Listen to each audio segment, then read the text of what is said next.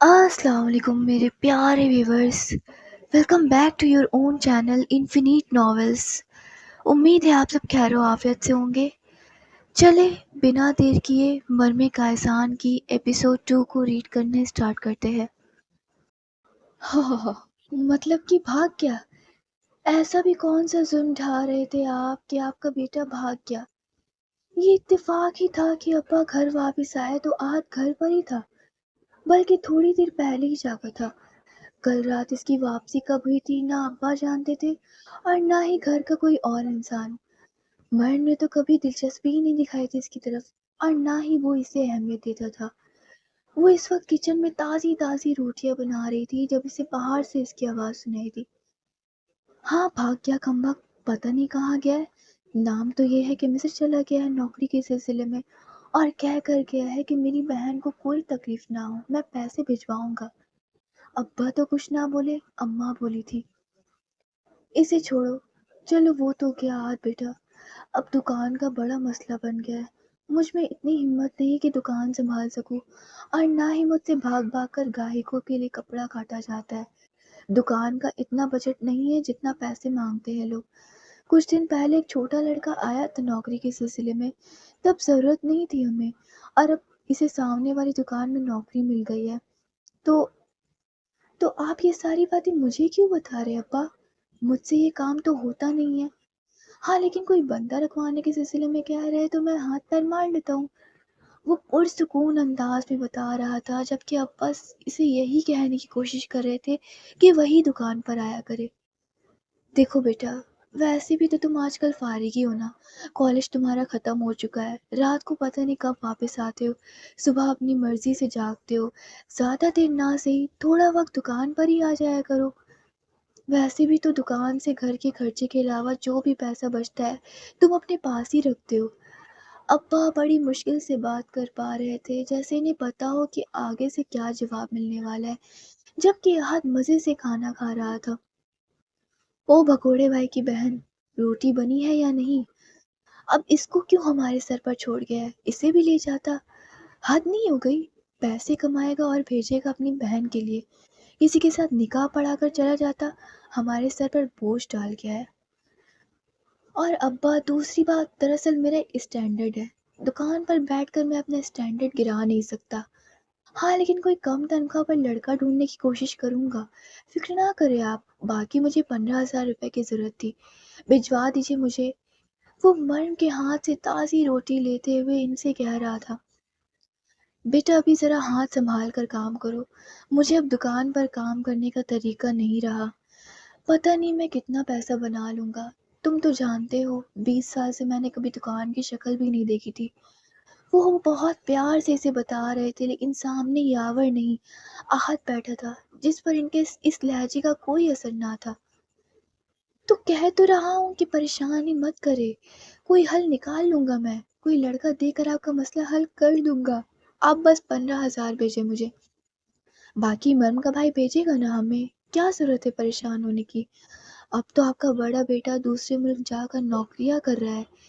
اس نے ٹیبل سے برتن اٹھاتی مرم کو دیکھ کر طنزیہ لہجے میں بولا تھا۔ وہ بولی کچھ بھی نہیں، بلکہ چپ چاپ اپنا کام کرتے ہوئے اندر چلی گئی۔ فون دے کر گیا ہے تو کسی طرح کی خوش فہمی میں مت رہنا کہ اپنی مرضی سے فون استعمال کر سکتی ہو، میں روز چیک کروں گا اس کا فون۔ اماں بتا دینا اس کو، یہ نہ ہو کہ بھائی کے چکر میں کسی اور سے ہی گپے لڑاتی رہے۔ ویسے ابا، ایک بات میں آپ کو بتاؤں، دوست تو میرے بھی بہت ہے، یاور کے دوستوں سے امیر بھی ہے، لیکن مجھے کبھی کسی نے اتنا مہنگا ٹچ موبائل فون نہیں دیا۔ مجھے تو لگتا ہے کہ دکان کے پیسوں میں ہی کھپلا کرتا تھا۔ خیر، آپ نے پوچھا تھا نا کہ باہر جانے کے لیے پیسے کہاں سے آئے؟ ایسے ہی نہیں دوسرے ملک جایا جاتا، لاکھوں کا خرچہ ہوتا ہے۔ میں خود ہی یورپ نکلنا چاہتا تھا، پتہ چلا کہ 30 لاکھ روپے لگیں گے۔ اس کا روز والا کام جاری تھا، روز کی طرح آج بھی وہ ابا کی کان بھرنے میں مصروف تھا، جبکہ وہ خاموشی سے اپنا کام نپٹاتی رہی۔ اس کے پاس ہی یاور کا فون پڑا تھا، جو سچ میں کافی مہنگا لگ رہا تھا۔ ہاں، یہ سچ تھا کہ دکان کے پیسوں سے ہی اس نے یہ فون خریدا تھا، لیکن چاہتے ہوئے وہ اسے دے گیا تھا تاکہ اپنی بہن سے رابطہ کرنے کے لیے اسے کسی مصیبت کا سامنا نہ کرنا پڑے۔ جب سے ابا نے یہ فون پکڑایا تھا وہ تو ہر طرف ساتھ ساتھ لے کر ہی گھوم رہی تھی، نہ جانے کب اس کے بھائی کی کوئی خبر آ جائے۔ مبارک ہو دوست، ہم لوگ پہنچ جائے۔ وہ سب لوگ ایک دوسرے کے گلے مل کر خوشی کا اظہار کر رہے تھے۔ بنا کسی طرح کے مسئلے کے وہ لوگ مصر کی سرزمین پر قدم رکھ چکے تھے۔ آپ کو بھی بہت بہت مبارک ہو، انشاءاللہ پھر ملاقات ہوگی۔ وہ سب سے ملتے ہوئے دوسری ٹیم کے ممبر سے کہنے لگا جب وہی لڑکا اس کے پاس آ رکا۔ آپ کے پاس فون ہے؟ آپ نے اپنے گھر والوں سے رابطہ کر لیا ہوگا؟ وہ اس کے ہاتھ فون دیکھتے ہوئے کہنے لگا۔ اسے تو یہی پتا تھا کہ وہاں پر پاکستان کا نمبر نہیں چلنے والا، اسی لیے وہ اپنا فون مرم کو دے آیا تھا تاکہ یہاں اگر جب وہ اپنا فون خریدے یا کسی طریقے سے وہ رابطہ کرنا چاہے تو اپنے فون پر اس سے رابطہ کر سکے۔ ہاں میں نے بات کر لی اپنے گھر والوں سے، شاید تم بھی بات کرنا چاہتے ہو۔ اس نے اپنا فون اس کی طرف بڑھایا تو وہ اسے کسی مہربان سے کم نہ لگا تھا۔ اس نے فوراً اس کے ہاتھ سے فون تھام لیا۔ بہت شکریہ، میں اپنی بہن سے رابطہ کرنا چاہتا ہوں، میں آپ کا زیادہ وقت نہیں لوں گا۔ وہ خوش ہوتے ہوئے اس کے فون پر اپنے نمبر کو ڈائل کرنے لگا تھا۔ رات کا وقت تھا جب وہ آ کر اپنے کمرے میں لیٹی تھی۔ اس کے ہاتھ میں کوئی ناول تھا جبکہ وہ بے چینی سے یاور کی کسی خبر کا انتظار کر رہی تھی کہ اس کا فون بجا۔ اس نے اسکرین پر جگمگاتے انجان نمبر کو دیکھا اور پھر بنا سوچے سمجھے فون اٹھا لیا۔ مریم، میری جان، میں پہنچ گیا ہوں یہاں اور میں بالکل ٹھیک ہوں، تمہیں فکر کرنے کی ضرورت نہیں۔ یہاں سے سیدھا ایجنٹ ہمیں اپنے ساتھ کام کے سلسلے میں لے جائے گا۔ یہ میرے دوست کا نمبر ہے، میں جلد تجھ سے اپنے نمبر سے رابطہ کروں گا۔ اس نمبر پر دوبارہ فون مت کرنا کیونکہ جس بندے کا یہ فون ہے وہ اپنا فون لے جائے گا۔ میں پوری کوشش کروں گا تجھ سے رابطہ کر سکوں، میں روز تجھے فون کروں گا میرا بچہ، تو نے گھبرانا نہیں ہے۔ یاور فون پر اس کے رونے کی آواز سنتے ہوئے بے چین ہو اٹھا تھا۔ وہ اسے یقین دلا رہا تھا کہ وہ بالکل ٹھیک ہے۔ تم مجھ سے مل کر کیوں نہیں گئے بھائی؟ تمہیں پتہ ہے سب لوگ کتنا پریشان تھے، ابا تو صبح سے دکان پر تھے اور چھوٹی امی کو تو بہانہ مل گیا ہے ایک اور باتیں سنانے کا، لیکن کوئی بات نہیں، میں تمہارے لیے سب کچھ سہ لوں گی، بس تم اپنا خیال رکھنا، کھانا پینا ٹائم پر کرنا اور مجھے فون کرتے رہنا۔ ابا نے صبح ہی فون مجھے دے دیا تھا اور میں نے فون اپنے پاس رکھ لیا ہے، یہ ہر وقت میرے پاس ہوتا ہے، تم جب چاہے مجھے فون کر لینا۔ ہاں ٹھیک ہے میری جان، میں ابھی رکھ رہا ہوں فون، وہ مہربان آدمی میرا انتظار کر رہا ہے جس نے یہ فون مجھے تجھ سے بات کرنے کے لیے دیا ہے۔ بس آج سے میرا کام شروع ہو جائے گا نا تو میں تجھے روز فون کیا کروں گا، اپنا خیال رکھنا۔ وہ اسے الوداعی کلام کہتے ہوئے بولا تو من پرسکون ہو گئی تھی۔ اس کا بھائی بالکل ٹھیک تھا اور اپنی منزل پر پہنچ گیا تھا، اس سے بھلا اچھا اور کیا ہو سکتا تھا۔ یہ کیا بات ہوئی؟ تم نے تو ہم سے وعدہ کیا تھا کہ ہمیں یہاں پر کام ملے گا اور تم اب کہہ رہے ہو کہ اپنے اپنے راستے نکل جاؤ۔ وہ سب لوگ پریشان ہو اٹھے تھے۔ کام یوں ہاتھ پہ ہاتھ رکھ کے بیٹھ کر نہیں ملتا، محنت کرنی پڑتی ہے، جاؤ جا کر اپنے لیے نوکریاں ڈھونڈو۔ تم لوگوں کو کیا لگتا ہے یہاں پر تم لوگوں کے لیے نوکریاں تھالی میں سجا کر رکھی گئی ہوں گی؟ اب 2 لاکھ روپے میں تم لوگوں کو کیا یہاں پر میں بڑے بڑے دفتروں میں لگاؤں؟ خود ہی محنت کرنی پڑے گی، جو کام سمجھ میں آتا ہے وہ کرو۔ وہ ان کے سامنے ویڈیو کال پر بولی جا رہا تھا جبکہ ان کا بس نہیں چل رہا تھا کہ وہ پاکستان سے کھینچ کر اسے یہاں لے کر آئے اور اتنا مارے کہ اس کی سانس نکل جائے۔ وہ ان کے ساتھ ایسا کیسے کر سکتا تھا؟ اس نے وعدہ کیا تھا کہ وہ انہیں نوکریاں دلوائے گا اور یہاں آ کر وہ نظریں پھیر گیا تھا۔ اگر وہ پاکستان میں نہ ہوتا اس وقت شاید اب تک ان لوگوں کے ہاتھوں مارا جا چکا ہوتا جن کے ساتھ اتنا بڑا فراڈ ہو گیا تھا۔ چلو بھائی، جو ہوا سو ہوا، اب اپنی روزی روٹی کے بارے میں سوچو۔ اگر اس آدمی کو کوستے رہیں گے تو یہیں پر سارا دن برباد ہو جائے گا۔ اپنے لیے چھت تو ڈھونڈو، رات کا ٹھکانہ ڈھونڈو، کچھ کھانے کے بارے میں سوچو، ہو سکتا ہے اللہ پاک نے اسی میں ہمارے لیے کوئی آسانی چھپا رکھی ہو۔ ایک بزرگ آدمی نے ان کی طرف دیکھتے ہوئے سمجھانا چاہا جو اپنی 4 بیٹیوں کی شادی کے سلسلے میں کسی طرح یہاں پہنچا تھا۔ ہاں بھائیو، چلو اپنی اپنی منزل ڈھونڈتے، اللہ پاک سب کا نگہبان ہے، ایک دوسرے آدمی نے کہا۔ جبکہ اب وہ سارے اپنی اپنی منزل کی تلاش میں اس جگہ سے نکلے تھے۔ پتہ نہیں کیا ٹھکانا تھا، نہ جانے کہاں جانا تھا، لیکن کچھ تو کرنا تھا۔ ہاں تو بھائی بتاؤ پھر کیا سوچا ہے تم نے، کیا کرنا ہے آگے؟ وہ اکیلا ہی آگے بڑھ رہا تھا جب وہی لڑکا اس کے پیچھے پیچھے چلتا اس کے ساتھ آنے لگا۔ اب کیا سوچنا ہے جناب، اب حالت تو آپ دیکھ سکتے ہیں، دیکھتے ہیں کیا ہو سکتا ہے۔ ہر کوئی اپنے اپنے راستے پر نکل چکا ہے اور میں بھی راستہ ڈھونڈنے کی کوشش کروں گا۔ اور میں بھی، ویسے میرا نام ریاض ہے، میں بھی تمہاری طرح کچھ نہ کچھ کرنے کی کوشش کروں گا۔ مجھے لینے کے لیے ایک لڑکا آنے والا تو تھا، لیکن آیا نہیں، نہ جانے کہاں چلا گیا۔ کیا مطلب، آپ کا یہاں پر کسی سے رابطہ تھا؟ میرا مطلب ہے آپ کسی کو جانتے تھے؟ وہ پوچھنے لگا۔ ہاں میں جانتا تو نہیں ہوں، لیکن جس آدمی نے مجھے یہاں پر بھیجا ہے نا، اس نے کہا ہے کہ وہ آدمی مجھے اپنے ساتھ لے کر جائے گا۔ لگتا ہے وہ بھی جان چھڑا کر بھاگ گیا۔ تمہارا یہاں پر کسی سے کوئی رابطہ نہیں؟ نہیں، میرا کسی سے کوئی رابطہ نہیں ہے۔ مجھ سے پہلے یہاں میرے 2 دوست آئے تھے کام کے سلسلے میں، یہی ایجنٹ انہیں لے کر آیا تھا۔ ان کا نمبر وغیرہ تو نہیں ہے میرے پاس، لیکن وہ ایجنٹ بتا رہا تھا کہ وہ یہاں پر بہت اچھی نوکریاں کرتے ہیں۔ مجھے امید ہے کہ میری طرح وہ بیچارے بھی دھکے ہی کھا رہے ہوں گے۔ وہ کافی مایوس لگ رہا تھا۔ ہاں ممکن ہے، اللہ پاک کوئی نہ کوئی وسیلہ تمہارے لیے ضرور بنا دے گا۔ میرے بھائی تمہیں فکر کرنے کی ضرورت نہیں۔ وہ ابھی بول ہی رہا تھا جب سامنے سے ایک آدمی ان کی طرف آنے لگا۔ میرا نام رسل ہے، یقیناً تمہیں پاکستان سے ندیم نے بھیجا ہوگا۔ وہ یاور کو دیکھتے ہوئے اردو میں بولا تھا۔ نہیں معاف کیجیے گا، میں آپ کو نہیں پہچانتا ہوں، نہ ہی میں کسی ندیم کو جانتا ہوں۔ مجھے ندیم نے بھیجا ہے، شاید تم مجھے لینے کے لیے آئے ہو۔ میں یہاں پلمبر کے کام کے سلسلے میں آیا ہوں۔ مجھے ندیم نے کہا تھا کہ رسل نام کا ایک آدمی مجھے لینے کے لیے آئے گا، تو وہ تم ہو؟ وہ اس کی طرف دیکھتے ہوئے کہنے لگا تو رسل نے ہاں میں سر ہلایا تھا۔ ہاں وہ میں ہی ہوں، آؤ تمہارے مہمان نواز تمہارا انتظار کر رہے ہیں۔ ویسے تم کون ہو؟ وہ یاور کی طرف دیکھتے ہوئے بولا۔ دوست ہے یہ میرا، میرے ساتھ آیا ہے لیکن ایجنٹ دھوکہ دے گیا۔ ہاں ٹھیک ہے، اسے کہو یہ بھی ساتھ چلے۔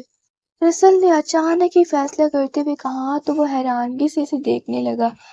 بہت شکریہ بھائی، مجھے جانے دو، اپنے لیے کوئی راہ تلاش کروں گا، کوئی نوکری ڈھونڈوں گا۔ بہت ذمہ داری ہے مجھ پر، آپ اپنے دوست کو سنبھالیں، اللہ آپ کا بھلا کرے۔ نہیں تم ایسے نہیں جا سکتے، تمہیں ہمارے ساتھ آنا ہوگا۔ وہ اچانک اسے روک کر کہنے لگا۔ یاور کو اس کا انداز بہت عجیب لگا تھا۔ ارے بھائی بہت شکریہ، لیکن میں اپنے لیے کوئی ٹھکانہ ڈھونڈوں گا، کوئی چھت ڈھونڈوں گا۔ نہیں یار، آ جاؤ، ساتھ میں کھانا پینا کھائیں گے۔ اس وقت کہاں جاؤ گے، صبح چلے جانا۔ ریاض نے بھی اب اسے کہنا شروع کر دیا تھا، جبکہ یاور کو یہ آدمی رسل بہت ہی زیادہ عجیب لگ رہا تھا۔ نہ جانے کیوں اس کا دل نہیں مان رہا تھا اس آدمی کے ساتھ جانے پر، لیکن اب وہ بھی کہنے لگا تھا تو وہ مجبور ہو گیا تھا۔ وہ انہیں بہت شاندار جگہ پر لے کر آیا تھا۔ یہ گھر بہت ہی زیادہ بڑا تھا۔ تم لوگ اندر چلو، وہاں سے تمہارے اندر جانے کا راستہ ہے، میں گاڑی روک کر آتا ہوں۔ وہ انہیں اندر کی طرف جانے کا راستہ دکھاتے ہوئے کہنے لگا تو وہ دونوں ہی گاڑی سے اتر گئے۔ وہ خود ان لوگوں کا مہمان تھا، اسے ریاض کے ساتھ نہیں آنا چاہیے تھا۔ وہ فضول میں کسی پر بوجھ نہیں بننا چاہتا تھا، لیکن ریاض کا بار بار کہنا اسے یہاں آنے پر مجبور کر گیا تھا۔ یا اللہ، یہ کیا چیز ہے؟ ریاض کا دھیان اچانک ہی پنجرے پر گیا، جہاں اسے ایک سفید رنگ کا بڑا سا جانور نظر آیا جس نے دوسری طرف چہرہ پھیر رکھا تھا۔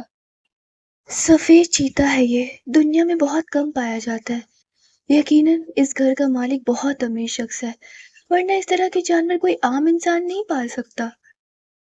یہ اس گھر کے مالک کا شوق ہے، میرا مطلب ہے کہ قائزان کو ایسے جانور بہت پسند ہے، اور ڈبلو تو بچپن سے اس کے ساتھ ہے، اس نے ہی اسے پالا ہوا ہے۔ ویسے انسانی گوشت بہت شوق سے کھاتا ہے وہ۔ رسل کا انداز ایسا تھا کہ یاور ریاض کو دیکھ کر رہ گیا۔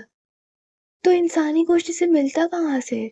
یاور نے فوراً سوال کیا تو وہ پیچھے مڑ کر ایسے انداز مسکرایا کہ وہ دونوں ہی گھبرا گئے۔ انسانی گوشت ڈھونڈنا کون سا مشکل ہے، بس ایک گولی ہی تو چلانی پڑتی ہے۔ اندر آ جاؤ، ایک لمحے کے لیے اس کے وہ ایک لمحے کے لیے اس کے پاس رکا اور اس کی آنکھوں میں آنکھیں ڈال کر بولتا اس کے سامنے والے کمرے کی طرف چلا گیا، جبکہ وہ اس کے بیلٹ میں پھنسی پستول دیکھ کر مزید گھبرا گیا تھا۔ ریاض، مجھے یہ لوگ ٹھیک نہیں لگ رہے۔ مجھے نہیں لگتا کہ ہمیں مزید یہاں رکنا چاہیے۔ تمہیں بھی یہاں سے میرے ساتھ چلنا چاہیے۔ ارے یار، تم بھی نا فضول میں گھبرا رہے ہو۔ یہاں ہر کوئی اسلحہ رکھتا ہے، تم نے دیکھا نہیں ہے یہ علاقہ کس طرح کا ہے؟ یہاں تمہیں ہر آدمی یہاں تمہیں ہر آدمی کی جیب سے ریوالور ملے گی۔ اتنی سی بات پر گھبرانے کی کیا ضرورت ہے؟ وہ مذاق کر رہا تھا۔ وہ اسے سمجھاتے ہوئے اپنے ساتھ سامنے والے کمرے میں لے کر گیا تھا، جہاں بڑے سے ٹیبل پر ہزار طرح کے کھانے رکھے گئے تھے۔ ملازم میز لگا رہے ہیں، تم دونوں فریش ہو جاؤ۔ تمہارے بیگ سامنے والے کمرے میں پہنچا دیے گئے ہیں۔ آرام سے فریش ہو کر آ جاؤ، پھر کھانا کھا کر تم لوگ آرام کر لینا۔ رسل انہیں سمجھاتے ہوئے اسی راستے سے نکل گیا تھا جس راستے سے وہ انہیں لے کر آیا تھا۔ یار، امیر لوگوں کا مہمان ہونا بھی نا بڑی قسمت کی بات ہے۔ چلو آؤ فریش ہوتے ہیں۔ وہ اسے اسی کمرے میں لے آیا تھا۔ یہ کمرہ بھی ہر طرح کی آرائش زندگی سے بھرپور تھا۔ ہر وہ چیز جو کسی کی بھی خواہش ہو سکتی ہے اس کمرے میں موجود تھی۔ کیا بات ہے یار، اصل زندگی تو ان مصر والوں کی ہے، وہ بھی امیر لوگوں کی۔ کبھی سوچا نہیں تھا کہ اس طرح کے کسی کمرے میں رہنا نصیب ہوگا۔ وہ اپنے بیگ سے چیزیں نکالتے ہوئے واش روم میں گیا تھا، جبکہ یاور جلد سے جلد یہاں سے نکلنا چاہتا تھا۔ اسے یہاں پر گڑبڑ محسوس ہو رہی تھی۔ ان دونوں نے پیٹ بھر کر کھانا کھایا تھا اور پھر وہ دونوں آرام کرنے کے لیے کمرے میں آ گئے۔ ان دونوں کے لیے 2 الگ الگ سنگل بیڈز کا انتظام کیا گیا تھا۔ ریاض رات کافی دیر اس سے بات کرتے رہا اور پھر سو گیا، جبکہ وہ بھی چہرہ پھیر کر سونے کی کوشش کرنے لگا تھا۔ ایک انجان جگہ دوسری طرف اسے مرم کی ٹینشن ہو رہی تھی۔ اسے بہت مشکل سے نیند آئی تھی، لیکن وہ ایسا نیند میں ڈوبا کہ کمرے میں عجیب سی آواز پر بھی اس کی آنکھ نہ کھلی۔ وہ نیند میں بے چینی تو محسوس کر رہا تھا، لیکن اس وقت وہ اتنا زیادہ تھکا ہوا تھا کہ اس کی آنکھ ہی نہ کھل سکی۔ صبح بہت دیر سے اس کی آنکھ کھلی تھی، لیکن کمرے میں ریاض نہیں تھا۔ وہ نہا کر باہر نکلا، اسے یہی لگا تھا کہ ریاض باہر ہوگا، لیکن وہ وہاں بھی نہیں تھا۔ سر، کھانا کھا لیجئے۔ ایک ملازم نے ٹیبل کی طرف اشارہ کیا۔ وہ صرف ہاں میں سر ہلاتے ہوئے باہر کی طرف قدم اٹھانے لگا، جہاں سے اسے عجیب سی گرانے کی آواز سنائی دے رہی تھی۔ اس نے دیکھا ایک کھبرو سا نوجوان اس بڑے سے سفید چیتے کے ساتھ کھیل رہا تھا، جیسے کوئی کسی معصوم بچے کے ساتھ کھیلتا ہے، اور وہ چیتا بار بار آ کر اس کے پیروں کو چاٹ رہا تھا۔ اسے عجیب سی گھبراہٹ ہو رہی تھی، بلکہ ڈر لگ رہا تھا۔ حیوان کا بھی کیا کوئی بھروسہ کر سکتا ہے؟ اگر وہ اسی آدمی پر حملہ کر دے تو اس کی جان جاتے 1 سیکنڈ نہ لگے۔ وہ کتنا بے خوف نیڈر تھا۔ کیا دیکھ رہے ہو تم؟ تمہیں ملازم نے کہا کہ کھانا کھا لو، ادھر ادھر جھانکنا بند کرو۔ پیچھے سے اچانک اسے رسل کی آواز سنائی دی تھی۔ وہ گھبرا کر پیچھے مڑا۔ وہ مجھے جانور کی آواز سنائی دی تھی، اسی لیے میں یہاں ادھر آ گیا۔ I'm sorry۔ ریاض کہاں ہے؟ مجھے بتا دیجیے، اور مجھے جانا ہے۔ میرا مطلب ہے آپ نے ہماری مہمان نوازی کی، میں آپ کا بہت شکر گزار ہوں، لیکن آپ کا مہمان ریاض ہے، میں نہیں۔ مجھے نوکری کے سلسلے میں جانا ہوگا۔ وہ اس کی طرف دیکھتے ہوئے بتانے لگا تھا، وہ آدمی دیکھ رہے ہو؟ جا کر اس سے پوچھو، کیا وہ تمہیں بھیجنے کے لیے تیار ہے؟ اگر اس نے کہا کہ تم جا سکتے ہو تو تم یہاں سے خوشی خوشی چلے جانا۔ اور ریاض، وہ کام کے لیے آیا تھا نا، اب وہ اپنا کام کر رہا ہے، چلو ناشتہ کر لو۔ وہ اس کے کاندھے پہ ہاتھ رکھتے ہوئے اسے بڑے ہی دوستانہ انداز میں ٹیبل کے پاس لے کر آیا تھا، اور پھر زبردستی سے کرسی پر بٹھاتے ہوئے ملازم کو اس کے لیے ناشتہ لگانے کا اشارہ کرنے لگا۔ اسے یہ سارا ماحول بہت پرسرار سا لگ رہا تھا۔ وہ یہاں سے نکلنا چاہتا تھا، جلد سے جلد۔ گائس، یہ آدمی تو بڑا تیز نکلا۔ آدھی رات کو اٹھ کر سارے کمروں کی تلاشی لے رہا تھا اپنے موبائل کی سروس ڈھونڈنے کے لیے۔ بڑی کوشش کی ہے۔ ابھی مصر پہنچے 5 منٹ نہیں ہوئے، اس کے پاس مصر کا نمبر پہلے سے ہی موجود تھا۔ یہ ساری پلاننگ کر کے آیا ہوا تھا۔ تم بالکل ٹھیک تھے، رات سے ہی میں نے اسے تہہ خانے میں ڈال دیا ہے۔ رات 3:15 بجے کے قریب وہ تمہارے کمرے کی طرف آیا تھا۔ کائسان نے جیسے ہی ڈبلو کو پنجرے کے اندر بند کیا تھا، رفیل اس کے پاس آ کر اسے تفصیل بتانے لگا۔ और ये दूसरा आदमी, मतलब हमारा दूसरा मेहमान, इसने इसकी तरफ देखते हुए पूछा था। इसकी भी सारी इन्फॉर्मेशन निकलवाई है। दुकानदार था पाकिस्तान में, किसी कपड़े की दुकान पर काम करता था, किसी एजेंट के जरिए यहाँ मिस्र में आया है। इसका शनाख्ती कार्ड निकाला है इसके सामान में से। वहां से पता चला है कि पाकिस्तान में इसके नाम से एक सिम इस्तेमाल हो रही है, और रियाज के पास जो फोन था, इस फोन से इसने इस नंबर पर कॉल भी की थी। मुझे लगता है ये दोनों मिले हुए हैं और इसने वहां अपने आदमियों को इन्फॉर्मेशन दी होगी। इन्हें लगता है कि हम इनके बारे में कुछ जान नहीं पाएंगे। आधी रात को रियाज ने सोचा कि हर कोई सो चुका है तो क्यों ना वो अपना काम कर ले पहले। इसने अपने मोबाइल की सर्विस तलाश करने की कोशिश की, क्योंकि वो जानता नहीं था कि यहाँ इस घर के अंदर किसी फोन की कोई सर्विस नहीं आती है। इसने यहाँ मिस्र में एक नंबर पर रात को कॉल करने की कोशिश की थी। इस नंबर की इंफॉर्मेशन भी निकाल चुके हैं, और ये इन्हीं का ही आदमी था। वो इसे तफसील बता रहा था। हाँ ठीक है, पता करो कि पाकिस्तान में इसके नाम की सिम कौन इस्तेमाल कर रहा है, वो किससे बात कर रहा था। क्योंकि जहां तक मैंने अंदाजा लगाया है, मुझे नहीं लगता कि ये रियाज के साथ है या इसके लिए काम करता है। रियाज ने खुद बचने के लिए इसका सहारा लेने की कोशिश की है, लेकिन मासूम ये भी नहीं है। याद रखना, इसके बारे में सारी इंफॉर्मेशन निकलवाओ। अभी तक जितना पता चला है, इसका एक भाई है और 3 बहनें हैं। माँ बाप है और बाप की एक टांग कटी हुई है। बाकी ये नौकरी के सिलसिले में यहाँ मिस्र आया हुआ है। एजेंट ने धोखा दे दिया। मुझे लगता है ये पक्के काम करवा के आया है। ये आसानी से अपनी मालूमात हमें देगा नहीं। रफील को भी इस तरह की मालूमात पर यकीन नहीं था। वो ना दे, हम ले लेंगे। खैर, मेहमान है हमारा, इसकी ठीक से मेहमान दराजी करो। और हाँ, तहखाने में रियाज के लिए भी शाही खाना भिजवा दो। दुश्मनी सही है तो मेहमान। और कायजान काज़मी अपने मेहमानों की कदर करता है। वो बात खत्म करते हुए बोला, जबकि रफील हाँ में सर हिलाता अंदर की तरफ चला गया था। मैं कुछ नहीं जानता, प्लीज खुदा के लिए मुझे छोड़ दो, मैंने कुछ भी नहीं किया। तुम लोग मेरे साथ ऐसा सलूक क्यों कर रहे हो? वो जोर जोर से चिल्ला रहा था। इसे तहखाने में उल्टा लटकाया गया था। वहां काफी लोग आ रहे थे, जा रहे थे। इसके चिल्लाने में कोई फर्क नहीं आया था। बहुत कम लोग थे जो इसकी बातों को समझ रहे थे। बाकी लोग तो इसे इग्नोर करके आगे बढ़ जाते थे। वो आधी रात को अपना काम करना शुरू कर चुका था। वो यहाँ जिस मकसद के लिए आया था, इस मकसद को पूरा करना था। वो उठकर आगे पीछे अपने मोबाइल फोन की सर्विस ढूंढने लगा था, लेकिन बदकिस्मती से इसके मोबाइल पर कोई सिग्नल नहीं आया।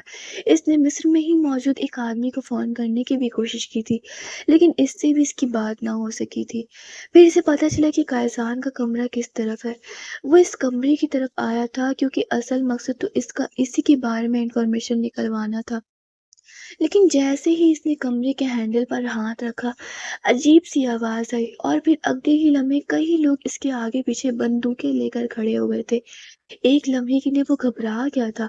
वो अपने साथ यावर को यहाँ जबरदस्ती इसलिए लेकर आया था क्योंकि इसकी मौजूदगी में वो लोग इस पर शक नहीं कर पाएंगे। वो यही सोचेंगे कि वो दोनों जॉब के सिलसिले में यहाँ मिस्र आए हुए हैं, और फिर यावर के साथ मिलकर अपने लिए नौकरी तलाश करना शुरू कर देगा, और साथ ही साथ कायज़ान की इन्फॉर्मेशन निकाल कर इसे देने लगेगा। लेकिन वो पहले ही बुरी तरह से फँस गया था। लेकिन इसे हैरत इस बात की थी कि अभी तक वो लोग यावर को क्यों कुछ नहीं कह रहे थे। यावर को भी इसके साथ ही यहाँ होना चाहिए था, क्योंकि वो यहाँ यावर को अपने साथ फँसाने के लिए तो लेकर आया था। वो कश्ती में भी इससे इन्फॉर्मेशन लेता रहा था। वो क्या था, क्यों था, यहाँ किस सिलसिले में आया था। इसने सारी इन्फॉर्मेशन लेने की कोशिश की थी, और काफ़ी हमदर्द भी बना रहा था इसका। लेकिन शायद यावर की तरफ से वो किसी तरह के शक का शिकार ना हुआ था। आहत भाई, आप यहाँ इस कमरे में क्या कर रहे हैं? वो किचन में अपने बर्तन धोकर सारा काम निपटा कर जैसे ही कमरे में आई, तो आहत इसे अपनी अलमारी से कुछ तलाश करते हुए नजर आया। मुझे वो बड़ी अम्मी के जेवरात चाहिए, तुम्हारे पास रखे ना इनके जेवरात। लाओ मुझे दो, मुझे पैसों की जरूरत है। मैं इन्हें गिरवी रखवा कर पैसे लूंगा। क्यों? मैं अपनी अम्मी की ज़ेवरात आपको क्यों दूँ? आपसे कहीं ज़्यादा मेरे भाई को इन ज़ेवरात की ज़रूरत थी। वो दूसरे मुल्क जाने के लिए इन ज़ेवरात का इस्तेमाल कर सकता था। अगर इसने वो ज़ेवरात मुझसे नहीं माँगे, तो आप कौन होते हैं माँगने वाले? मैं हरगिज़ अपनी अम्मी की कोई चीज़ आपको नहीं दूँगी। وہ میری امی کی آخری نشانی ہے۔ وہ ہرگز راضی نہ تھی اسے ایک بھی چیز دینے کے لیے، جبکہ وہ الماری کی پوری تلاشی لے چکا تھا۔ یہ تو خدا کا شکر تھا کہ زیور کی چابی اس نے سنبھال کر رکھی ہوئی تھی، ورنہ وہ اس کی چیزیں یہاں سے نکال چکا ہوتا۔ ہائے مرم، کیوں شور مچا رکھا ہے؟ کیا موت پڑ گئی ہے؟ اماں فضول میں شور کر کے نا ابا کو بلانا چاہتی ہے۔ اور کچھ نہیں، میرے دوست دوسرے ملک جا رہے ہیں، بہت اچھی نوکریاں لگی ہیں ان سب کی۔ مجھے 30 لاکھ روپے کی ضرورت ہے، میں بھی یورپ نکل جاؤں گا۔ الماری میں اس کی امی کا 17 سے 18 تولے سونا پڑا ہے۔ میں نے سوچا بہن ہے، اسی سے مانگ لیتا ہوں، بہن بھائی کے کام نہیں آئے گی تو پھر کون آئے گا؟ لیکن اس نے تو شور ہی مچانا شروع کر دیا آگے سے۔ ہاں، مچانا شروع کر دیا شور، کیونکہ وہ میری امی کی زیورات ہے اور وہ میری امی کی آخری نشانی ہے۔ یہ زیورات یاور بھائی بھی استعمال کر سکتا تھا، نہ جانے وہ کہاں کہاں دھکے کھا کر پیسے پورے کر کے یہاں سے گیا ہے۔ آپ بھی کرے پیسے پورے اور چلے جائے یہاں سے، ورنہ اپنی امی سے ان کے زیورات مانگے۔ میری امی سے کئی زیادہ ان کے پاس ہے۔ وہ بول ہی رہی تھی جب چھوٹی امی نے بے وجہ ہی اس کے منہ پر تھپڑوں کی برسات کر دی۔ دیکھا دیکھا کتنی کالی نظر ہے اس کی میرے زیورات پر۔ تم تو کہتے تھے کہ تمہاری من معصوم ہے، دیکھ لی اس کی معصومیت۔ ہائے، میرے بیٹے کے لیے چند زیور نہیں دے سکتی؟ کیا کرے گی ماں کا اتنا زیور الماریوں میں دبا کر؟ چل بیٹا، ہم بھی کوئی مرے نہیں جا رہے اس کی ماں کے زیورات کے لیے۔ میں تو لعنت بھیجتی ہوں اس کی ماں کی چیزوں پر۔ اور تجھے بھی کوئی ضرورت نہیں کسی دوسرے ملک جانے کی، یہی رہ اپنی ماں کے پاس۔ وہ اسے زبردستی ہاتھ پکڑ کر دوسرے کمرے میں لے گئی تھی، جبکہ وہ ایک نظر ابا کو دیکھ کے دروازہ بند کر چکی تھی اور جلدی سے الماری کی چابیاں نکالتے ہوئے اس نے سارے زیورات چیک کیے تھے۔ اماں کی ایک ایک چیز یہیں پر موجود تھی۔ تقریباً 3.5 تولہ سونا تھا اس کی ماں کا، جو ان کی شادی پر پہنایا گیا تھا۔ اس نے یاور سے کہا تھا کہ تمہیں غلط طریقے سے کہیں جانے کی ضرورت نہیں، امی کا زیور بیچ دو اور جہاں جانا چاہتے ہو چلے جاؤ۔ لیکن یاور نے کہا کہ یہ ساری چیزیں اس کی بہن کی ہے اور جب اس کی شادی ہوگی وہ اسے اپنی ماں کا ہی زیور پہنائے گا۔ اگر یہ زیور یاور نے اس سے نہیں لیا تو آہت کے لیے تو ویسے بھی اس کے پاس ایک پھوٹی کوڑی نہ تھی، کیوں وہ اپنی ماں کا زیور اس کے حوالے کرتی؟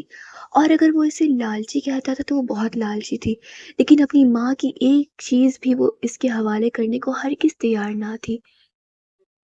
کیا تمہیں یہ بات سمجھ میں نہیں آئی؟ قیصان کے حکم کے بغیر تم یہاں سے کہیں نہیں جا سکتے۔ اس نے کہہ دیا نا کہ ہم تمہاری مہمان نوازی کریں گے۔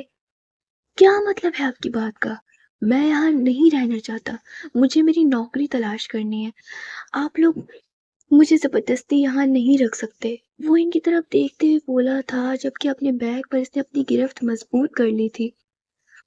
مطلب بڑا صاف ستھرا ہے یاور حبیب، تم یہاں سے کہیں نہیں جا سکتے جب تک قیصان تمہیں یہاں سے جانے کی اجازت نہ دے۔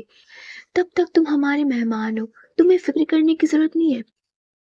کون ہے قیصان؟ بتائیں مجھے۔ اور اس طرح سے زبردستی مہمان نوازی نہیں کی جا سکتی۔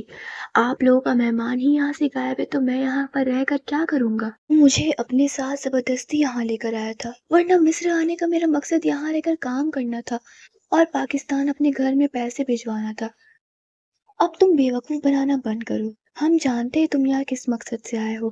وہ اس کی بات کاٹتے ہوئے بولا، جبکہ وہ حیرانگی سے انہیں دیکھنے لگا۔ کس مقصد سے آیا ہوں میں، بتانا پسند کریں گے؟ وہ رفیل کی طرف دیکھتے ہوئے بولا تھا۔ وہ رسل سے تو وہ بات ہی نہیں کرنا چاہتا تھا، اس کا عجیب پرسرار انداز اسے گھبراہٹ میں مبتلا کر دیتا تھا۔